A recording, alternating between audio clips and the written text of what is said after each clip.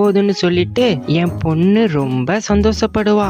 இதை இப்பவே நம்ம வீட்டுக்கு எடுத்துட்டு போலாம் அப்படின்னு சொன்ன மீனுக்குருவி தன்னோட தானியங்களை எடுத்துட்டு வீட்டுக்கு பறந்து போச்சு. அப்படி ட்வீட்டி கிளி பறந்து போற வழியில யாரோ கத்துற சத்தம் கேட்டுச்சு. யாராவது இருக்கீங்களா? எனக்கு உதவி பண்ணுங்க, தயவு செஞ்சு எனக்கு உதவி பண்ணுங்க அப்படின்னு அந்த வயசான ஆந்த கத்துற சத்தம் கேட்டுச்சு. ட்வீட்டி கிளி அந்த ஆந்தையோட பக்கத்துல போச்சு. ஆந்தை, உங்களுக்கு என்ன வேணும்? நான் உங்களுக்கு என்ன உதவி செய்யணும்? வந்துட்டியா?